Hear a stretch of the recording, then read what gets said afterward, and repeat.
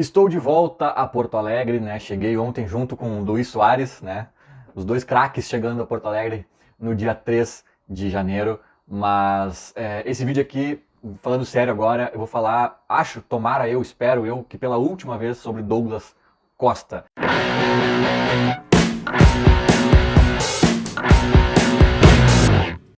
Hoje tem a apresentação do Soares, como eu estava dizendo, né? Estarei lá, vai ser uma festa bonita. Depois, provavelmente amanhã, eu acho, apenas vou fazer vídeo sobre isso, né? Repercutindo aí o grande evento lá que a Arena vai receber hoje, com ingressos já esgotados, vai ser bem legal.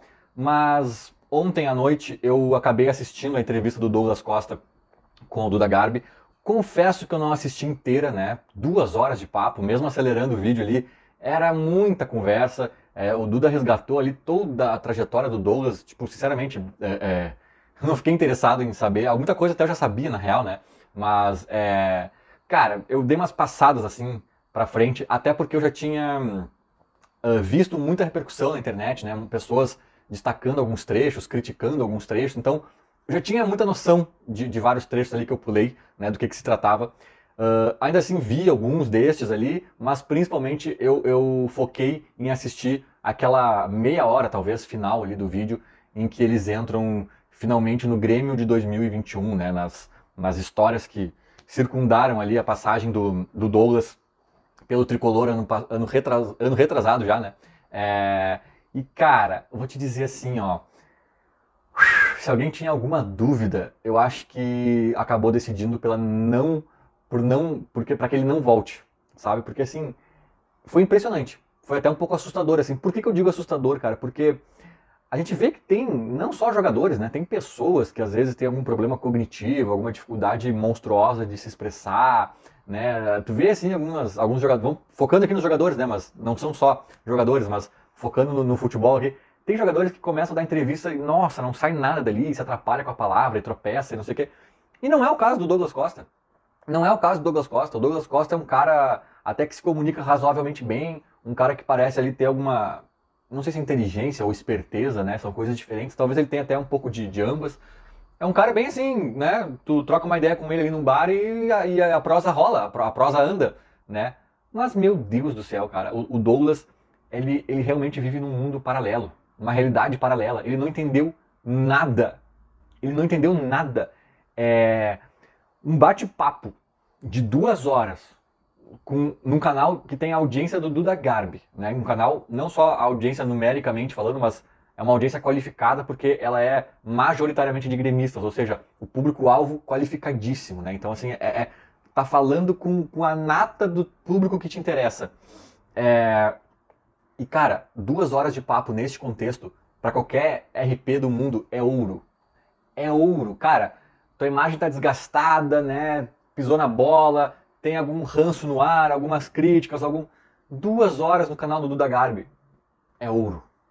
É ouro. Por que é ouro? Porque é uma chance de desfazer mal entendido, de explicar melhor uma história que ficou pela metade, é uma chance até de humanizar a pessoa que está ali por trás, né? Daqui a pouco o cara conta a história sobre um ponto de vista que a gente não sabia e vê o lado dele que foi pesado, foi triste, foi duro para ele, a gente vê ele contando até coisas da vida dele, da infância, ou de não sei o quê, ou das dificuldades da vida de um atleta, tudo ali, né? Até as piadinhas, humaniza o cara. A gente naturalmente tende a criar a gerar uma empatia maior nesse cenário, né? Então é perfeito, é tudo que o RP do Douglas Costa pediu a Deus. Só que ele conseguiu a façanha de gerar o sentimento oposto. Por quê? Porque ficou mais do que claro que não houve mal entendido nenhum. Não houve mal entendido nenhum. Nenhum. Sabe, cara? Tipo assim, não, peraí, eu vou explicar essa história. Tá, explica então. Daí ele conta a história que a gente já sabia, com nuances até pioradas, na minha opinião. Assim, ó, eu acho que assim, ó, todas as questões que a gente criticava o Douglas Costa, que a gente ficou indignado com ele em 2021 e tal, ele não amenizou em nenhum por cento. E ainda ele criou algumas, ele ainda falou de algumas coisas que até talvez criaram ranços novos, assim, sabe? Pra dar um exemplo bobo aqui, tá? Pra dar um exemplo bobo aqui, mas ele... Daí eu acho que faltou um pouco de malícia dele, de media training, sei lá qual é a palavra aqui, porque ele tava, na minha opinião, sincerão demais num bate-papo de boteco com um amigo, e ele poderia ou deveria, né, dizer algumas coisas de uma forma um pouco diferente, ou até não dizer algumas, na minha opinião. Um exemplo, se vendeu a história de que ele era um gremistão, que estava vindo pro Grêmio abrir mão de uma fortuna, porque era o time do coração dele, não sei o que. Cara, na entrevista, ele diz claramente que as primeiras conversas do Grêmio ele cagou e andou, ignorou, falou, Grêmio, ó, não. Ou até do empresário dele, na verdade, nem vem com esse papo, porque, olha, o meu patamar é outro, o Grêmio não chega nem perto. Ele disse isso, sabe? Aí o Renato insistiu, ligou pra ele, não sei o que, papai, não vai dar. Daí disse que o Grêmio foi aumentando a pedida, o Grêmio foi aumentando a oferta, na real, né? E aí quando o Grêmio aumentou para um patamar que ficou bonito, ainda, óbvio, não era o que ele ganhava lá no Bayern de Munique, mas assim, aumentou para um patamar que ele não esperava que o Grêmio chegasse, ele já falou, olha, esse patamarzinho aí até que, né? E aí ele calculava lá a rescisão com o Bayern, não sei o que, da Juventus, papapá, que daí ia sair valendo a pena. Ele fez todo um cálculo de dinheiro para vir pro Grêmio, que acabava valendo a pena para ele, financeiramente. Sabe? Então não foi assim, meu Deus, ele abriu mão de fortunas. E aí, quando ele faz a vírgula para dizer, mas é o Grêmio, é pelo Grêmio a gente faz. Não, a vírgula dele é. Daí eu pensei também, né, voltar para Porto Alegre, família, ficar perto dos amigos, não sei o que era bem o que eu tinha falado no vídeo anterior, a entrevista do Duda, né? Não é o Grêmio a questão é geográfica. Né? É uma questão que o Inter também resolve. Sabe? Então, assim, cara, meu Deus do céu. Eu vou dar outro exemplo aqui de como ele se perde, cara. Esse é menor ainda. Esse é tão pequeno que assim, eu falei no meu Twitter, né, que se eu fosse empresário dele, eu ia sugerir que alguns trechos fossem cortados. Alguns trechos fossem cortados. Esse que ele explica aí, a chegada dele no Grêmio, e a grana e tal, que meu Deus, ele piorou uma história que nem existia, sabe? Eu pediria pra tirar.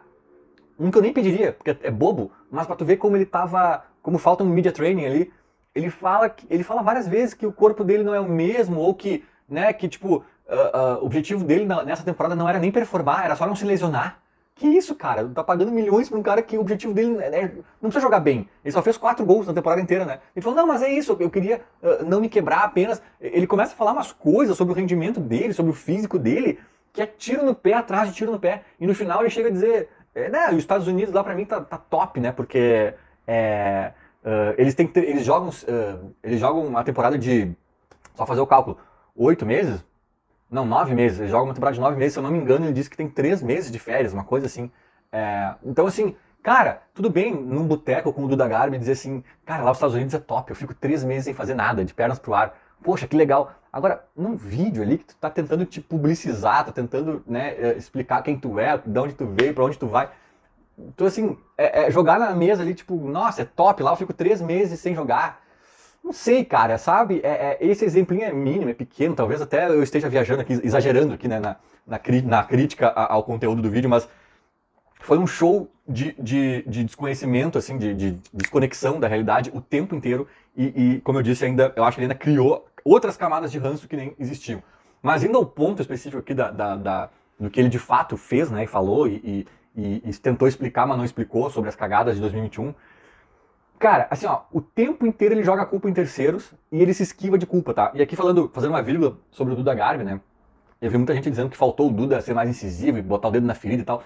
Cara, eu até acho que alguns momentinhos pontuais o Duda poderia ter feito, porque como eu disse, a presa era fácil ali, né? Eu sei que é um termo ruim de falar, porque o cara é um amigo do Duda Garbi, né? O Duda não vai querer enxergar o cara como uma presa, mas eu acho que muita coisa que o Duda pergunta ou abre o assunto e tal, o próprio Douglas ia sair lascando. Ele ia sair lascando, ele não estava na defensiva, ele não estava medindo palavras, mas eu também acho, e aí eu entendo o Duda Garbi, que ali não é uma como é que se diz, um ringue para ele sair batendo no cara e expor o cara e sair o cara dali dilacerado e meu Deus do céu, porque senão ninguém mais vai no programa do Duda Garbi, né? Chega lá alguém, o Duda começa a fazer pergunta capciosa e vai na ferida, incomoda o cara, pô, os caras vão discutir ali e ninguém mais vai, entendeu? Então ele tem que ser um cara mais, né? Eu entendo até certo ponto ali a conduta do Duda Garbi e como entrevistador ele fica um pouco, ele não é uma inquisição, ele tá ali, tipo, recebendo um cara, aliás, o cara tá recebendo ele na casa dele, né?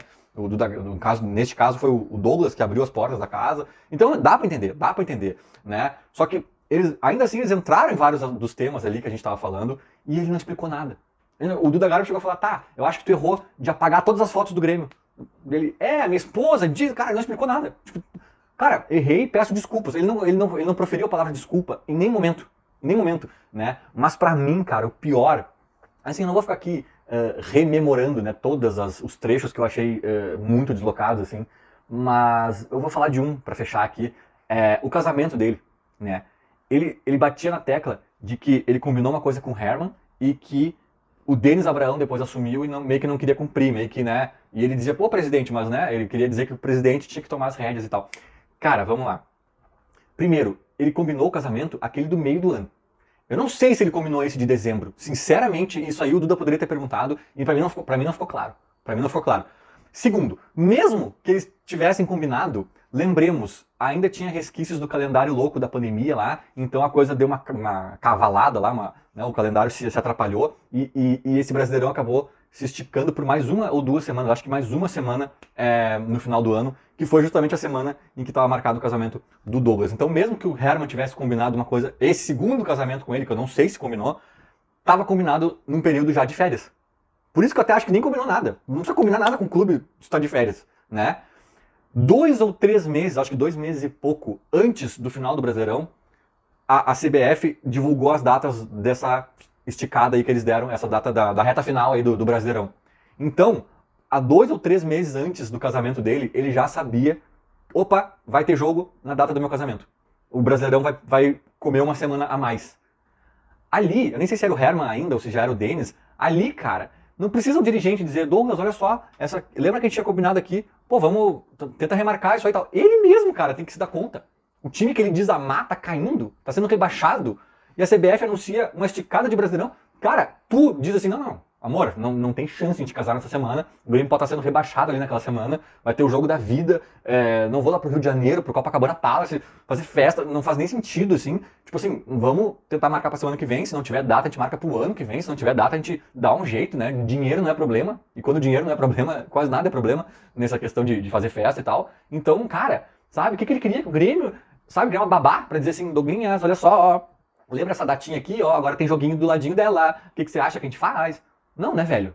Ele mesmo, não é criança. Tipo assim, raciocina, olha o contexto do clube, olha o contexto que tá acontecendo, sabe? Então, assim, aí o tchauzinho lá que ele deu, que foi extremamente debochado, é só olhar a posição dele, a expressão corporal, o rosto e tal. Ele disse que não, na verdade, veja bem, não foi um tchauzinho, foi um gestinho que eu sempre faço, que eu gosto de fazer pra brincar. Cara, só, pra começar, é mentira, tá? É mentira, foi deboche, tá? Segundo, mesmo se ele estivesse falando a verdade, cara, eu lembro do Panterinha do Inter, do Ferrarese, lembra?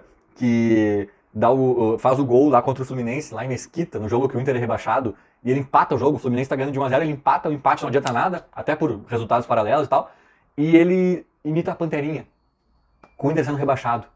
É isso, cara. Mesmo se o Douglas não tivesse debochado de ninguém, e debochou, e foi irônico, e depois até apagou as fotos, comprovando que era, né? Tava tudo alinhado ali no mesmo movimento, apagou as fotos do Grêmio, do Instagram dele, então é óbvio que tinha coisa ali, mas mesmo se não tivesse, cara, tu tá fazendo um gol num jogo que tu tá sendo rebaixado, mesmo ganhando, né? Por conta de resultados paralelos. E tu sai fazendo uma brincadeirinha, vamos lá, não é deboche ao Grêmio, não é nada com a torcida, é só tua brincadeirinha que tu sempre gosta de fazer, como tu tá tentando nos convencer. Igual é estúpido, igual é errado, igual não faz nenhum sentido, cara. Então, assim, eu não vou me alongar, o vídeo já tá gigante aqui, mas só pra fechar, no campo desportivo, que a gente já tinha dúvidas por conta do que os nossos olhos estão vendo, né, no próprio Grêmio de 21 e nos Estados Unidos de 2022, já fica muito ponto de interrogação sobre o futebol dele, que na minha opinião meio que acabou, né? É um cara que sempre se destacou pela explosão, pela velocidade. Ele mesmo está dizendo que não é mais o mesmo, então vai fazer o quê, cara, sabe? Então é jogador para ganhar um salário 10 vezes menor do que ele está pretendendo aí, para valer a pena o risco, né? E ele não vai aceitar, então não tem nenhuma chance. E no campo do respeito ao Grêmio, ao torcedor do Grêmio, cara, ele não amenizou em nada, ele não entendeu ainda o que ele errou, ele não concorda com os erros que são apontados a ele vive no mundo da lua e não faz nenhum sentido esse cara voltar pro Grêmio, pelo menos é a minha opinião. E só pra fechar, né, ele disse, e ali o Duda até concordou com ele, não sei se o Duda tava concordando só pra ser simpático ou se o Duda concorda de fato, mas eu discordo frontalmente. Ele disse que ali no condomínio dele lá em Xangri-Lá, ele passa, as pessoas são queridas com ele, todo mundo é amigo, babá. Então o termômetro do torcedor do Grêmio ainda é positivo, né? A galera não tá com ranço nenhum, todo mundo ama ele. Cara, não. Eu sou gremista, eu conheço gremista, tenho diversos grupos com um monte de gremista, eu interajo nas redes sociais com gremistas, na vida real com gremistas, não. O gremista mais feliz com o Douglas tá com ranço, mas aceitaria ele. Esse é o melhor cenário. Ninguém tá amando o Douglas Costa e grande parte dos gremistas estão bem incomodados, irritados, se sentindo desrespeitados. Tá? O que acontece? Na vida real, as pessoas são deslumbradas com qualquer pessoa que é famosa. O Douglas Costa é muito famoso, o cara é uma marca mundial também, de certa forma. Ele jogou com o Cristiano Ronaldo, jogou campeão da Champions League no Bayern de Munique, jogou na Juventus e Guardiola e tal. Ele é esse cara. Ele é esse cara. Eu vou lembrar pra vocês, com exagero, é claro, não tô comparando o Douglas Costa a ele, o goleiro Bruno. O goleiro Bruno, que matou uma pessoa, né, responsável por matar a ex-mulher dele, lá, o amante dele, enfim. O goleiro Bruno saiu nas ruas e empilhou gente em volta tirando foto e pedindo autógrafo e querendo ele no time do cara lá. Eu não lembro qual era o time que queria aceitar o cara de volta, né? O goleiro Bruno jogou no Flamengo, não jogou no Bayern de Munique, na Juventus. É um cara famoso também, é verdade, muito menos que o Douglas Costa, né? E as pessoas têm essa idiotização ou esse deslumbramento de ver alguém famoso e não sei o que, sabe? Mas essa não é a realidade. Essa não é a realidade. Né? O termômetro que pelo menos eu sinto da torcida em relação ao Douglas é muito diferente disso, e eu acho que depois dessa entrevista ficou pior ainda, porque não explicou nada, levantou até novos ranços e comprovou o quão desconectado ele é da realidade. Feito? Era mais ou menos isso, espero não ter que falar mais do Douglas aqui por um bom tempo, ou nunca mais, e abraço.